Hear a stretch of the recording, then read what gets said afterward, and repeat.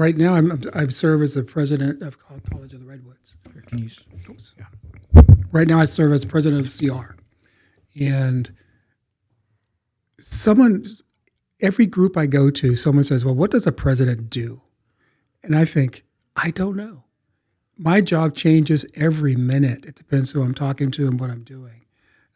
But overall, it's to make sure students have what they need to be successful, and to make sure that our faculty have what they need to teach students. Those are the two primary objectives as a president. But the other part is, I love every piece of my job. This is the best job I have ever had. I can't see myself doing anything else to this. Everything I've ever done is preparing me for this job.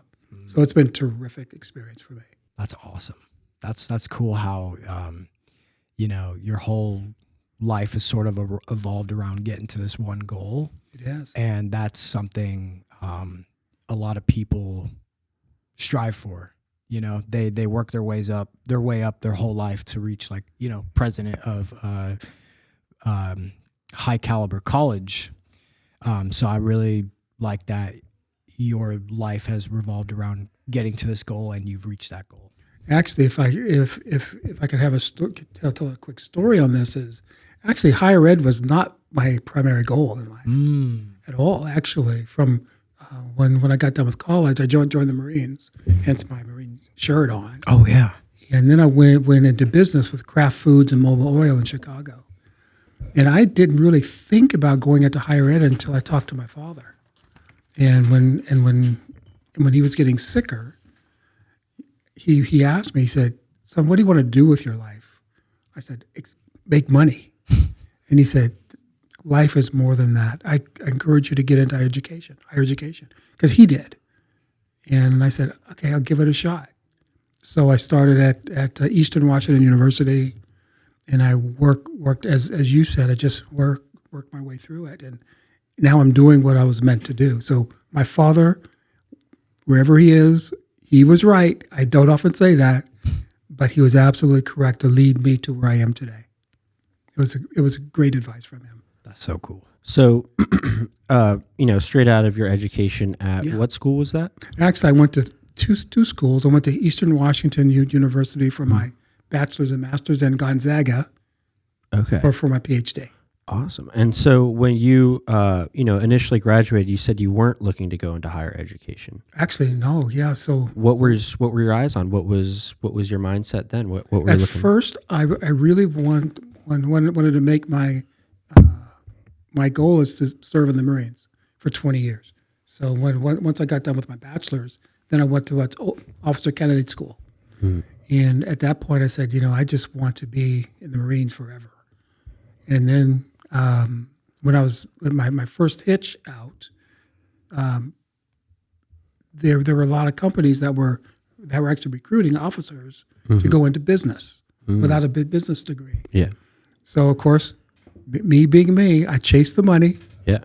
And it was very good. How long were you in the Marines until you made that switch? I was active duty for about 6 years and reserve for 2.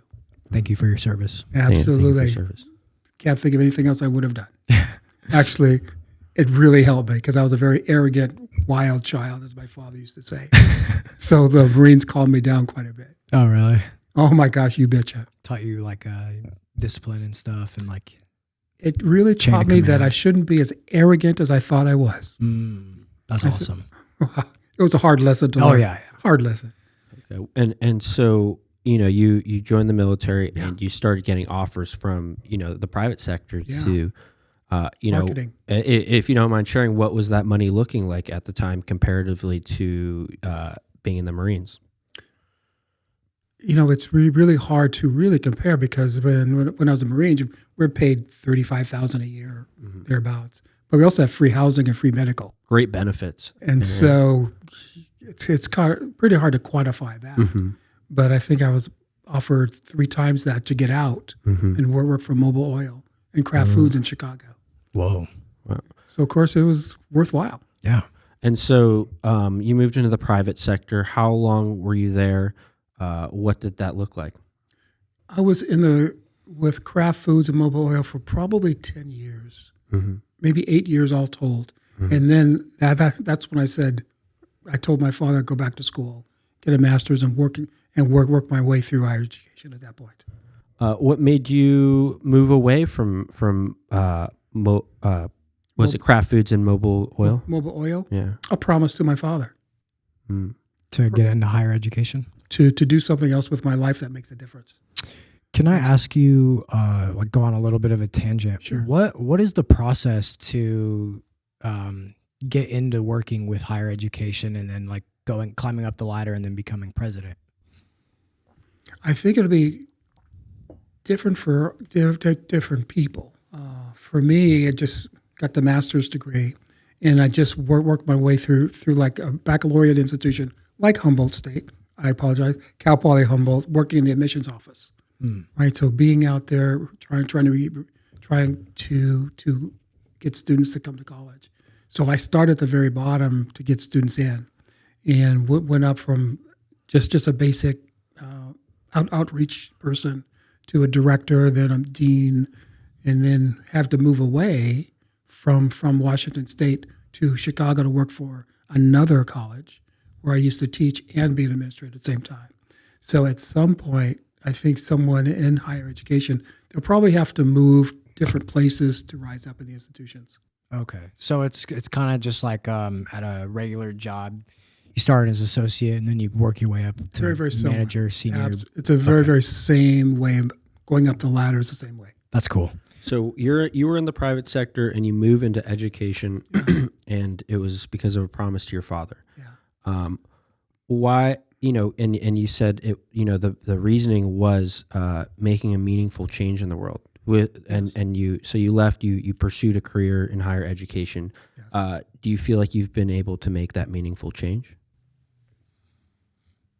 Every day, I wake up thankful that I'm in the business that I am. I can touch a lot more lives. I can help a lot of people just by coming to work and doing my job. Would I have been happy doing in the private sector? No, I would not be as happy, because here I can wake up and say, I've done good work today. I could not have said that in other jobs I've had. Let's go back to the beginning. I like that. I think, when I was going through school as a business major, my goal was just, making money, getting a high salary or high paycheck, profits. That was my mindset, and looking back. I get it, yeah. And looking back, I found that, and my job compensates me well, but I'm able to make meaningful change here at the SBDC. Absolutely. And there's just priceless value in doing that, and the fulfillment I get from making change. And so I love that you were able to speak to that, because it resonates with me, and I think it resonates with a lot of folks that make that change and experience that. Yeah, I appreciate you saying that. I appreciate it very much. Like the work you do, you feel accomplished because you feel like it affects people in a positive manner. That's like some like fulfillment that I strive to have someday, is, my work affects other people in a positive manner. So, that's great. If we had more people in this country that had that same attitude, we would be in a so many different situation. Yeah. And I think for us to solve the problems that we see, we're going to have to, we need more people to look beyond themselves. Yep. To say, how can we help each other? Yeah. I think you're right on. Good Thank job. you. Yeah. I want to pivot into talking about higher education.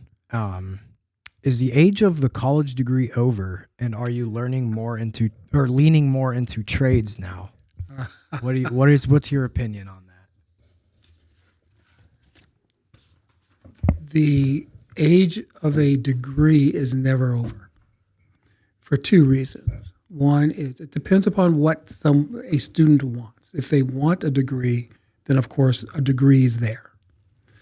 I think that what our jobs give us isn't so much a degree, but it's a way of thinking.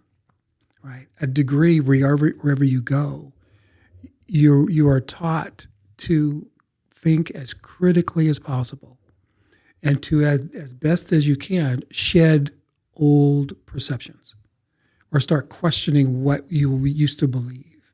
That is a trait or an action that is very rare. And what a degree will do is teach you that. Now, since I am in the business where I am, a career education certificate or degree to me is just as important because students right now, they want to get out and just get a job, make money. Yeah. And our society needs these folks.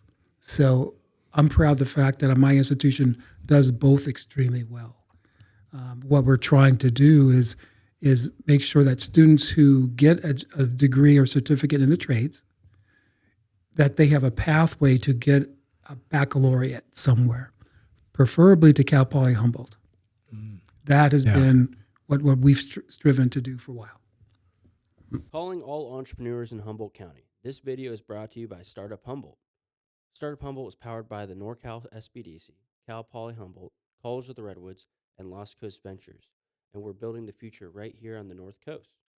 Here you'll find an intersection between education, economic development, and community. Every entrepreneur can turn ambition into lasting impact, so whether you've got a new idea, want to launch a podcast, or need space to bring your vision to life, Startup Humboldt is the place. Visit us at 876 7th Street in Arcata. Startup Humboldt, where ideas become action. Let's get back at it. So yeah, we actually have a question that's I think ties into what you said at the end there. What's your honest opinion of Cal Poly Humboldt? Do you see them as a partner or a competitor? That is a very good question. And I will answer it this way. When I first came to Humboldt, the Humboldt State University and CR were competitors. However, that is not the best thing for our community. And right now, I believe that Cal Poly Humboldt and CR are so closely linked and so devoted to the partnership that there is actually should not ever be any light between both institutions. So whatever I do at CR has to be extremely linked and a pathway to Cal Poly Humboldt or to any CSU. To do anything otherwise is a disservice to our community. Were you guys ever competitors like during the early days? Absolutely. Yeah? Oh. Absolutely. Because, we all because I think that we were both after the same students, high school students. Yeah. Right. And so, but now we no longer focus on the competition. We're focused that, in my view, and this is something that Dr. Jackson and I agreed on when he first came, is that every one of CR students is also a Cal Poly student as well, because the pathway of the needs to do that. Because we shared faculty members, faculty at CR taught or teach currently at Cal Poly Humboldt, and we also have students that both attend both institutions. That's awesome. And, I think it's great that CR, opens up those doors into Cal Poly Humboldt and you treat it like a partnership. I actually did the community college route, Moore Park College. Down in Ventura County. Sure. And so I was able to transfer to Cal Poly Humboldt, and I felt like Cal Poly Humboldt did a great job of welcoming transfer students. And so I could imagine CR doing a great job on the other end of getting those students there. And I think that partnership is really great. And, to be somebody that did the community college route to university, I like that you were able to, prioritize the partnership between Cal Poly Humboldt and College of the Redwoods. And, if I may, go ahead. The partnership that CR has with Cal Poly is rare. You don't see this in other parts of the country or in California, right? It's really awfully, awfully special. It's just amazing. Does CR act like a funnel for students to start at CR and then transfer over to Cal Poly? Absolutely. That is really what we're trying to continue. Okay. But also, if there are any Cal Poly students that aren't doing as well as they want to do Yeah. at Cal Poly, then we have an agreement on a reverse transfer that students can come to CR, transfer those credits automatically, and kind of start over. I've actually heard a few of my peers being able to take advantage of that, and they really appreciate that. It's that, important. Yeah, that reverse transfer. They were telling me about it, and now that you're saying it, I think it's really cool that you have that. Yeah, you guys kind of have like an ecosystem, right? To where if Yes. somebody wants to transfer to Cal Poly after doing 2 years at CR, the credits would just be transferred through, like no hiccups or anything. And then same with reverse transferring, like there's no hiccups in the admissions process or anything, right? Yeah, absolutely. If I could share a story. Yeah. That when Tom Jackson first came, and he's my friend. I love that man to death, actually. One of the things that we first talked about when we first met, we started planning everything we wanted to do for the next 5 years. And then COVID hit, of course, and that's a little different. But we talked about how similar College of the Redwoods is to Cal Poly Humboldt in terms of a system, that there's very little difference between a community college and a baccalaureate. That they're really the same mission. We educate students. There are some degrees of difference, but that's one system, and that's how we try to look at both institutions as part of one, as you said, ecosystem. That's important. And I just gave you an in on another question. That question is. Do you want to ask it? Yeah. Yeah, I'll take it. Okay, this is I going to kind be of the, expect another question. Yeah. This is going to be the hook of the video. So yeah, so- that's what I was thinking. Yeah. Would you? Okay. So the question is, would you merge CR with Cal Poly Humboldt? Should Humboldt County only have one college? Now, you have to ask me that in two ways. One is, as a sitting president, would I want to see that? Mm-hmm. No. Now, if I was to start over, if I was in Sacramento and the budget is the way it is, and the budget's going to start getting cut, I would look at ways to merge a community college with a baccalaureate. It's done in Wisconsin, Florida, and other states. We are too similar to be seen as separate, and I think at some point down the road, it would be good for California to have instead of 3 systems, 2. Oh, so you wouldn't be opposed to the idea of CR and Cal Poly merging? Absolutely not. I would not be opposed to it. There are a lot of things you have to work out. Yeah. But for the most part, we educate the same students, and our community just relies on both institutions. We're not different. We have different names and we have different processes, but that's just a matter of things that can be worked out. And so, with that potential merge, Now, I know my answer is going to strike some people as very interesting, but it's something to actually have a conversation about. Do you see it happening while you're still president? No, I don't. Okay. I think no, I do not. what are some of the challenges that merge would entail, and what are some of the benefits? Sure. One thing that we'll have to look at how courses are taught. Mm-hmm. Now, how my faculty operate is significantly different than a baccalaureate university's faculty. Our senates are different. We'll have to talk about what the union system looks like, right? So those are the 3 biggest pieces, and how we fund different things. But those are things that can be worked out. Mostly it's about people and about processes.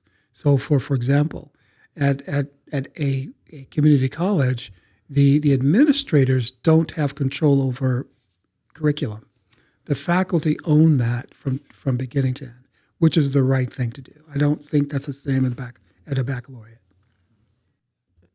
So I'm going to shift gears here, Sure. and I want to talk about CR and should it take a stand on issues like climate change, racism, and DEI, or should it be neutral? We have to take a stand on everything. Now, there are degrees of taking a stance, right? We don't want to, at least I have not wanted to call undue attention from the feds on things that we can control. However, just because we don't openly advocate or talk about DEI forms the foundation of the college anyway. So, we operate extremely well and very, very committed to anti-racism. We always have. It's just that we have chosen not to use all the words that some people like to use, right? And so we are still there in terms of climate. We have to be a leader, not just academically, but how we function.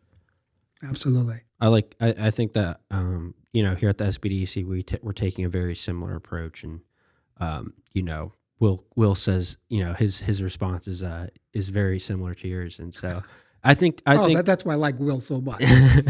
I think that's a great way to approach it. Even though we are, even though the current administration is discouraging us from embracing DEI. We can still do things, we still have power to stand for some of these issues that we need to put our foot down and do something about. And I think it's great that you're still open to that. Oh, without a single doubt. I think the biggest battleground, if you will, that I'm willing to die on is academic freedom and freedom of speech. So so I graduated in 2024. And that May and that April, protest. We had the protest. It was a very large protest. It was actually all across California. I think we had the fourth largest protest across like 20 different schools in California. I remember distinctly. Yeah, and a lot of people remember like UCLA had a big one, and it was a very statewide thing. And during this protest, Siemens Hall was the main target. They actually got into Siemens Hall, which is typically locked. For the audience, what is Siemens Hall? Siemens Hall is the building in which the business department exists. So, as business majors, Andrew and I, this is the hall that we go to class to every day, and this is happening in April and May. So, I'm about to graduate. I'm taking classes, and sometime in March, I believe, it's just I'm not going to class anymore. Yeah, so it happened very suddenly. It happened like that, and so it was like COVID. Yeah, Absolutely, exactly. Yeah, yes, it was eerily similar. Yeah, and so this happens. Reports say that students were able to break into Siemens Hall and they vandalized that building. In the name of the protest, in the name of the atrocities that are happening on the other side of the planet. A lot of people, including myself, to a degree, I was in support of it. I think that they had a valid, reason to protest. However, a lot of people in the community disagree disagree with the extent in which the students took it, and they felt like the vandalizing and destruction of property on campus was not the way to protest. And the reason why Siemens Hall was the target was because that was also the hall in which President Tom Jackson was stationed, and he became. The student body was discontent with the way he reacted to the situation. Could you speak a little bit to what that how you felt about that protest and how it affected Tom Jackson, education, Cal Poly Humboldt, and CR? Sure. I was not, of course, in the inner circle when as Tom was trying to deal with this. However, I do believe that everyone has the right to protest anything they want to protest. That's really the foundation of higher education. However, where I draw the line, of course, is that when you destroy property or you threaten people, that's a line that one should not cross. So I support and I admire the students' right to protest and the faculty's right to protest and the staff. I used to be one of them. I get it. I mean, that's what we are about. We are trying our best to educate that way, but not in terms of trying to vandalize an office space. I think you don't get a good message from that. Yeah. What happened with CR during that period? Did you guys have a protest breakout, and how did you handle that? No, actually, we did not. We took a much more proactive approach to it. I sent out emails to students and staff and say, hey, here's what's happening, and I support your right to protest. And we were a little bit more proactive in getting faculty out in the quad and talking to students about what's going on and educate them about what's going on in the Middle East, et cetera. Do you think if I can cut this part from the podcast, but do you think President Tom Jackson, if he took that initiative to talk to the students like that, maybe the protests wouldn't have been as crazy as they were on Cal Poly's grounds? I don't know, because I wasn't on the ground feeling the anger or the angst from students. I think that as leaders, we have to do our best to talk, because if we don't talk, then things just spiral. Yeah. So you took a more proactive approach. Tell me a little bit more about that approach. Was it something that was it something that your team came up with? And tell me a little bit more about that proactive approach and what inspired you to take that approach.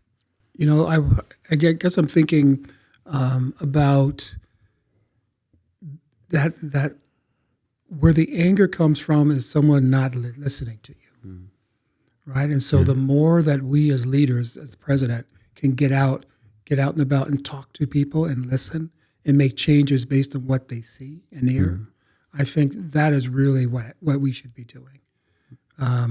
But it takes a lot of patience and to hear the anger. But I think that's important.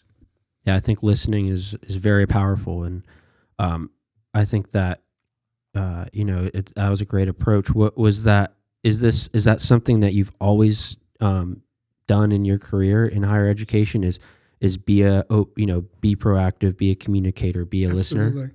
Absolutely. Always have done it that way, because I know what it feels like when people don't listen. Again, I was in your shoes and protesting back in high school, back in the old days. What was that protest for? What was like the movement? Well, good question. I didn't know if you're going to go there. We can cut this out. Oh no, actually, it's good. When I was younger, there was significant racism both in the school and where I lived. And at the time you were in Chicago? No, at the time I was in Washington State. Oh, okay. This was back in the 70s, where things were really kind of bad. And I was one of maybe 10 black kids in the high school. Wow. So the words that were used, that were thrown out, were awfully vile. And so we just started protesting, walking out, doing the things that we could do, and also, but not shutting the doors on trying to talk to principals. But absolutely, we have to take a stand, and I did that as well. I learned a lot of when people don't listen, you get more and more angry, and the pressure builds. And we can't, and as leaders, we can't afford to let that happen to our institutions. Well said. Yeah, that was touching. Are you about to cry? Yeah, a little bit. I want to talk about not like the outside views of I don't even know if that's the right word. Let's talk more about majors at Cal Poly and CR. Sure. So Cal Poly Humboldt backed a cannabis program. Yes. And now that the industry is tanking, do you Yeah. think that was a mistake? No, I really don't think it was a mistake. Okay. What are some of the benefits, even with that industry taking in Humboldt County? What are some of the benefits of having that program? Well, what that program does is not just teach about cannabis, but teach about agriculture in general, right? And so you can actually learn more about ag by studying cannabis. But also with cannabis, you think about business, you think about marketing, you think about other parts, and you could put any product in there, and you're still talking about marketing. Yeah. Will Franklin, our first guest on this podcast. Oh, Will was your first guest? Yeah. First Oh, guess. Yeah. Good job. He told us that with his biology and chemistry background, he transferred that knowledge into the wine industry. Absolutely. So it's like a transfer of skill sets into and applying it to an industry. So, Agreed. So you think the cannabis business program or cannabis program, those skill sets you can put into agriculture and business as well. Actually, because what's cannabis? It's a plant, Yeah. like wheat, Yeah. but it just takes a different growing season, different way of doing it. And It's the same thing. And it's grown like a product. And It's it's grown as sold a like product, yeah. and it's marketed like a product, right? And I think that's what the Cal Poly took the lead on developing that way of thinking. So it was not a mistake at all.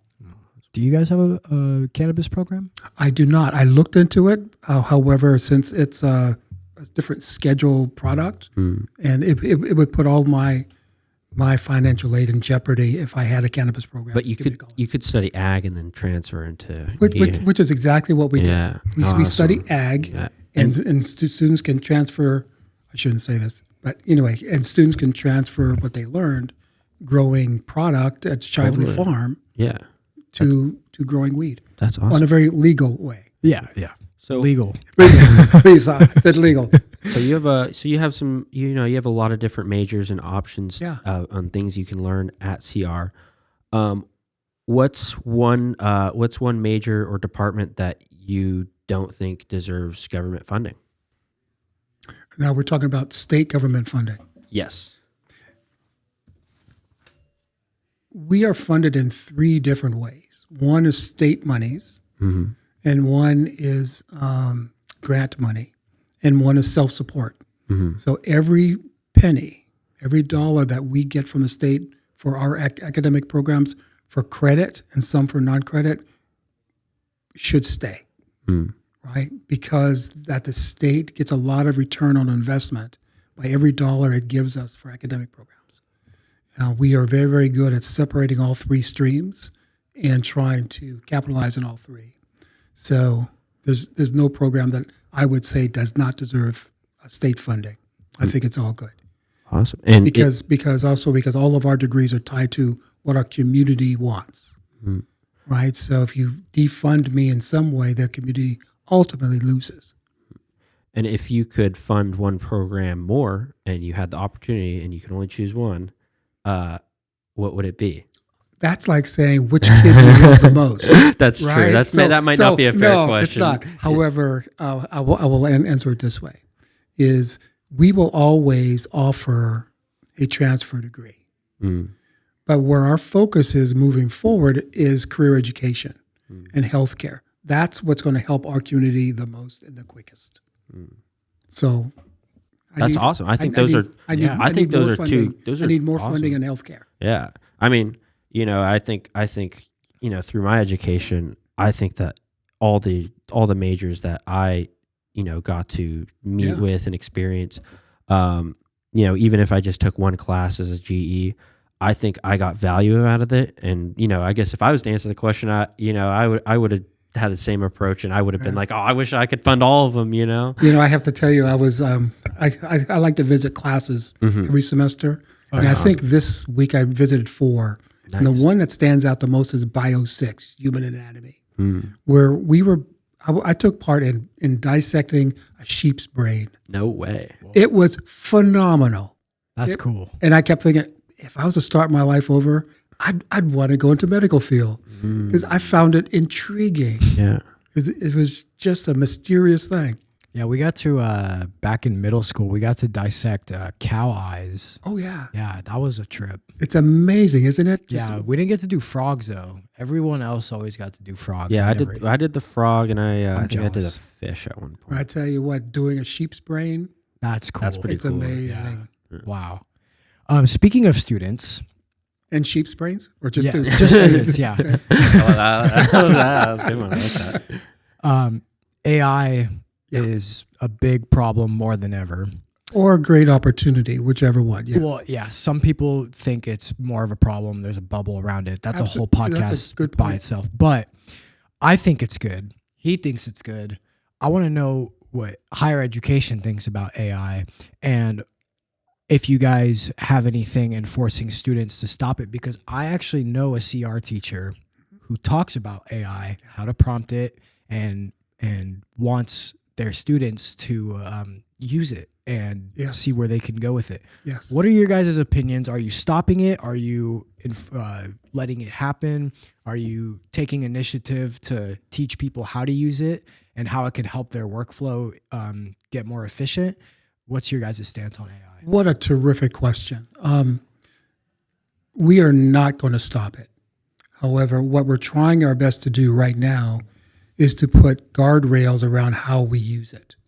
Because we don't want students to only rely on AI to do their thinking, Totally. right? And so how do we use AI to help students be successful, and how we can use AI to help teachers teach, right? And so we're in that conversation of how not control it, but how we can guide it by an individual class, right? There are some instructors in higher education that will fight it. Yeah. But also, my advice is don't fight it, because our students are going to graduate with not only the desire to do AI, but the job market is going to require them to know how to use AI effectively. So the more that we guard against using it, then we're not serving our students very well. Yeah, because over time I've realized that AI is only efficient when you train it right and you prompt it right and you Agreed. have it understand, I guess, your characteristics and what you're looking for. Yes. Is there any opportunities right now for schools to start implementing, say, like an AI, either engineering major, so you can be like on the back end building AI programs, or are there majors like about using AI to, say, help your business or classes maybe? Like, are you guys trying to introduce majors or classes surrounded around AI? Right now, we are thinking about classes. We just have to figure out how to do that. Yeah. I know that there are some institutions down south that have majors in AI technology, Oh, already? but those things but AI changes so quickly. Yeah. Each generation seems to change by the month. So Yep. how do you build a curriculum around an ever-changing target? Right. And so that's where our concern is. But we have to do it. Are there opportunities from, like, I guess, I don't know exactly how a major or curriculum gets implemented into higher education, but is the government like incentivizing you guys to use it? Or? Actually, it is. Okay. It is. Matter of fact, it's the chancellor's office has agreed with some AI firm, forgot which one it was, or is, to include this AI tool in Canvas, right? And so, yes, it's already there. The question is, how do we use it? And what are the guardrails around using it? And how will AI protect a student's right to privacy, right? Because we can't control that in the current environment. So I would not want your private information to go out there on the internet just because we didn't do our work up front effectively. Have you ever felt like your business or event deserves more attention? That's where AAA Productions comes in. We don't just make videos, we tell stories. From small businesses to community events, we also do real estate, aerial videography, and so much more. Let us help you stand out with cinematic content that connects with your audience. So, if you're ready to take your brand to the next level, contact me today using the links in the description, and let's make something amazing together. Thank you, and back to the show. Have you heard about any students using it, cheating, Absolutely. failing? We see it all the time, and our faculty are very keen to make sure that there are some things in place that allows them to catch it. But that's really hard to do. But I agree with your approach. Yeah. Is helping learning, Yeah.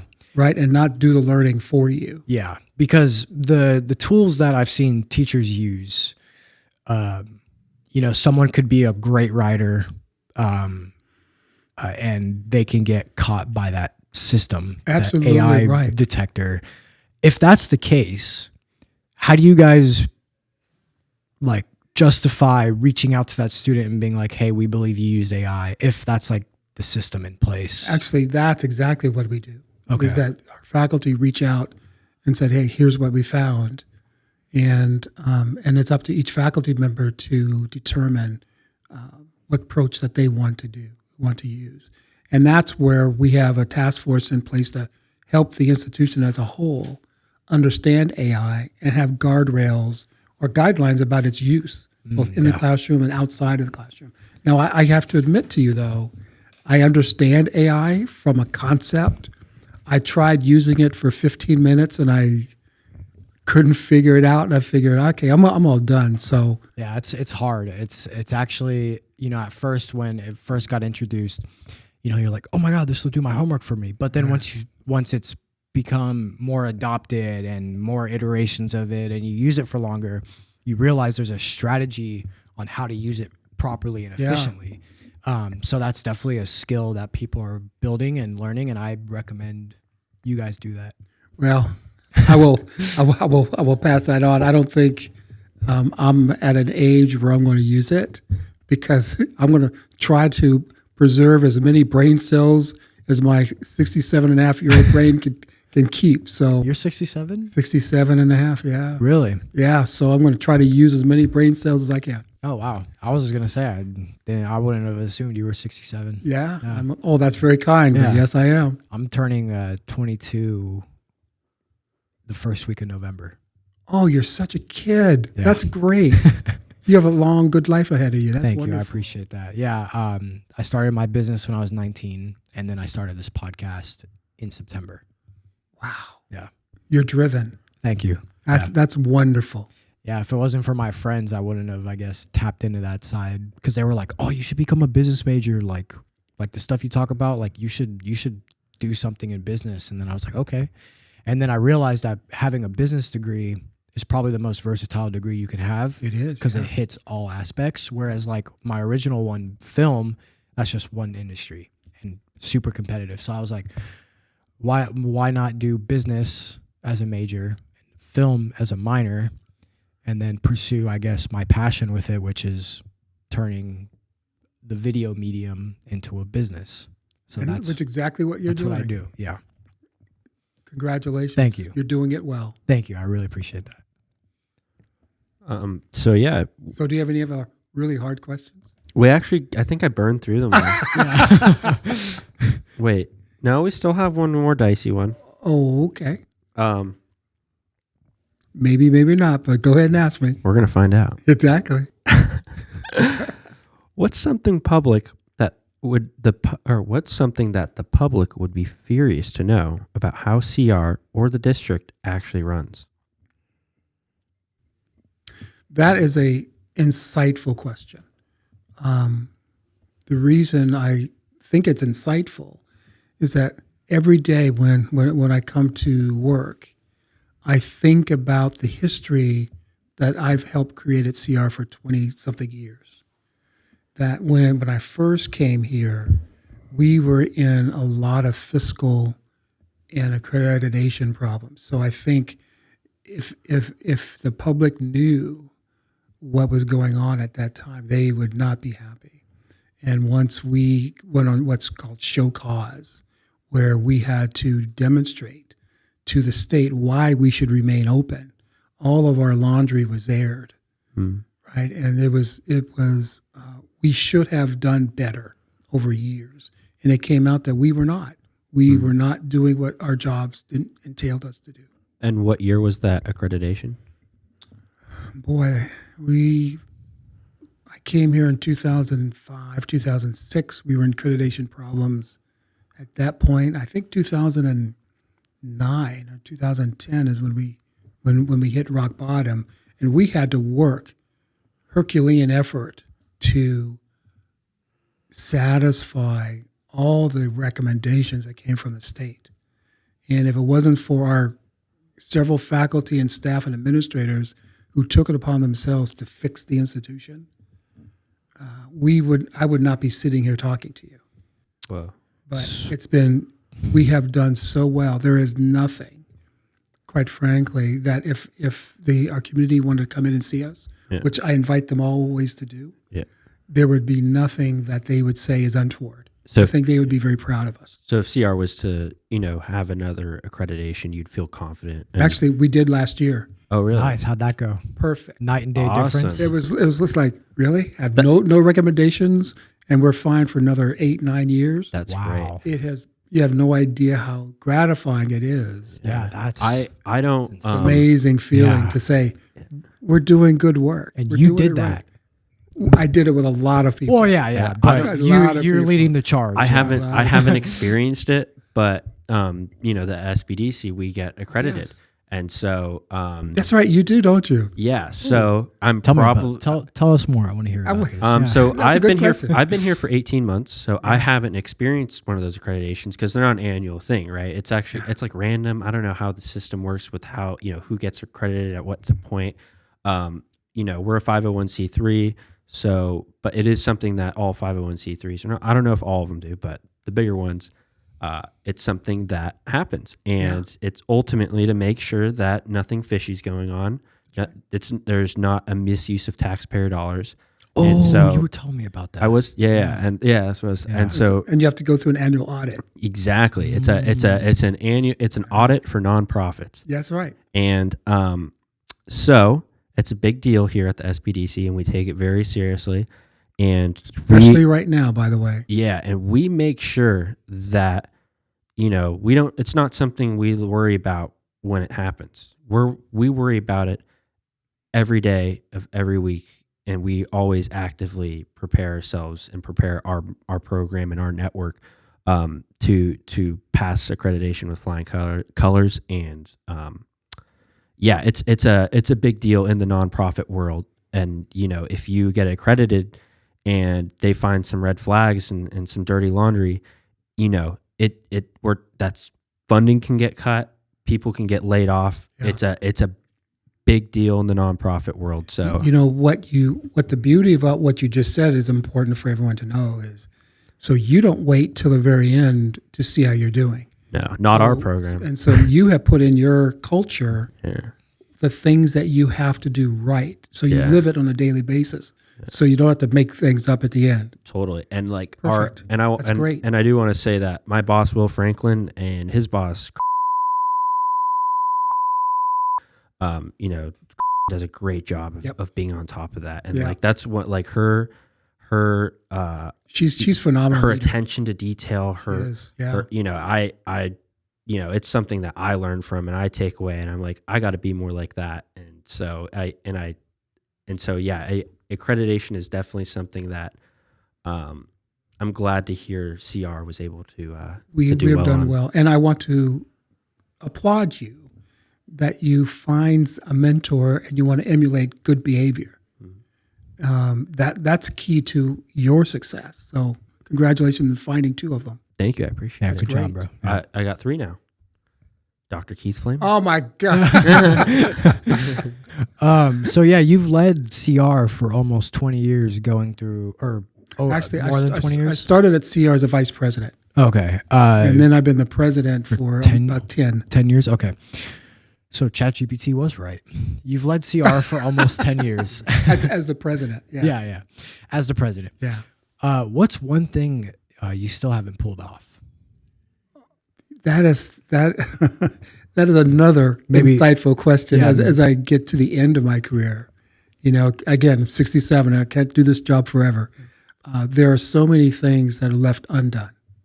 For example, we have a couple $100 million of physical investment in buildings, right? So we're trying to build a new healthcare education hub on the Del Norte campus, finishing up the one here in Arcata in concert and joint concert with Cal Poly Humboldt, new buildings on the Eureka campus. You know, those things I want to see happen. But just in terms of the, I love to see the growth of our employees. Yeah. I love to see them happy, right? So someday I won't be able to see that on a daily basis. So those are things that are tough to give up. Yeah. Do you think that, you know, looking at your current staff and looking at CR, you know, when the day comes that, you know, you are no longer working for CR, do you think that they're prepared to you know, have you prepared CR to survive without you? Oh my God, that is such another great question. Yes, we put in place. I put in place years ago a succession plan, not just for the president's job, but for the vice president job and the dean job. So we know if someone leaves or is some other reason why they're no longer in the job, that there's someone behind them that can take over. And we've also, and I guess that we have, but I have also made sure that a culture of transparency is always there. I hold no secrets from the staff, faculty, or administrators. So if something happens to me, then they have all the information they need to lead the institution. That's great to hear, and I think you know the stakeholders of CR would be very happy to hear that. I know I would be. That they would be happy that I'm leaving, or what? Oh no, no. Or that the school would be prepared in the event. Yeah, because it's not about one single person. Yeah, it's about the institution's survivability. Yeah. Okay. We've made it close to the end. Oh my gosh, this has been a fun. Yeah. I haven't talked this much about me for years. 1 hour feels like 20 minutes on the podcast. This is amazing. Yeah. So thank you. You're welcome.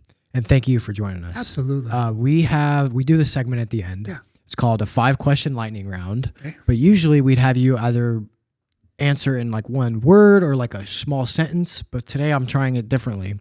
True or false? Okay, so here's the problem you now have. You're asking a president to not have a lot of words. Yeah. That's impossible, but I give it my best shot. Okay. Well, this one's true or false. Okay. Yeah. Okay. Oh yeah, these are all like true or okay. false. Yeah. Yeah, because We actually reframed that so that it would be true or false, so that we wouldn't run into that issue. Yeah, something told me to make it true or false rather than a one. I appreciate one word. it. Yeah. Okay. Okay, first question. AI will replace potential opportunities for students post-education. False. CR should cover topics like gender identity, climate change, and systemic racism. Yes. Or true. CR spends money on things that students don't care about. False. Should the Corsair's mascot be retired? Yes. True. There's at least one area at CR that's gotten worse during your time as president. False. All right. Before we get into the closing thoughts, which are on the next page, by the way. Yeah, I know. Well, I was trying to find it earlier. What's the Corsair? What is a Corsair? What's Corsair is when I first came here, I called it an effeminate pirate, but really it's a pirate. It's like it's a pirate. And why I don't like Corsair is why I have advocated to sunset it is because of its role in the slave trade. Oh, I see. And Now I feel bad for laughing while asking you that question. No, actually it's a good question because I was talking to a staff member yesterday about the mascot name. And I did not know back in the 60s that the CR was called the Redwoods Men. The what? Redwoods Men. The Redwoods Men. And so then they had a contest and Corsairs came up. Not because it's a pirate, it's because it had COR.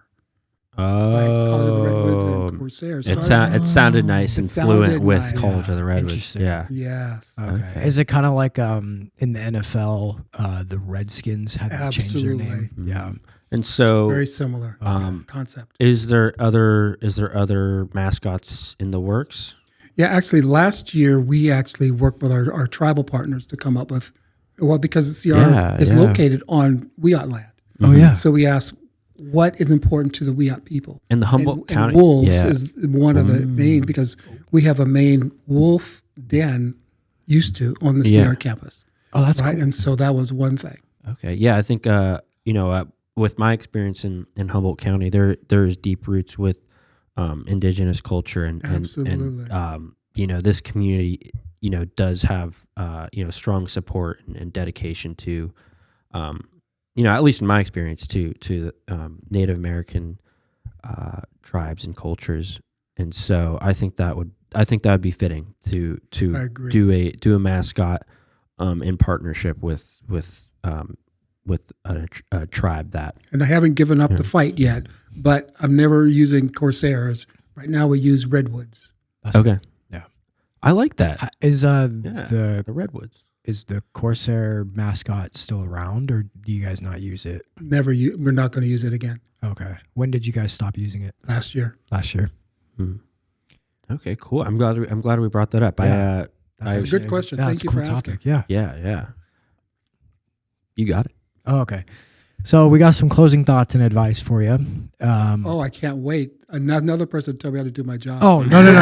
For you to tell the audience and us. Yeah, sorry. What's the legacy you want to leave behind at CR? Wow, that's a good question. One thing that I want to leave is every faculty, staff, and administrator and students will see each other as human beings and treat each other like humans. Yeah. Who care deeply about themselves and about each other. That's something that I want to leave. That's a great answer. That's awesome. That's something. It's also very true. Yeah. And then for some advice, do you have advice for students going into college or navigating the workforce? Absolutely. Don't chase money. Chase what speaks to your heart, and the money will follow. Be happy, because chasing money is not helpful, because you'll never have enough to make yourself happy. Follow your dreams about what your heart speaks to you about. All right. I love that. Yeah, that was another great answer. All right, everybody. We have come to an end with this podcast. We hope you enjoyed. Thank you for liking and subscribing, and we hope you guys join us for some more. So again, Dr. Flamer, we appreciate you joining us today. It's been my absolute pleasure of the day. Thank you for joining. Appreciate it. All right. Thanks.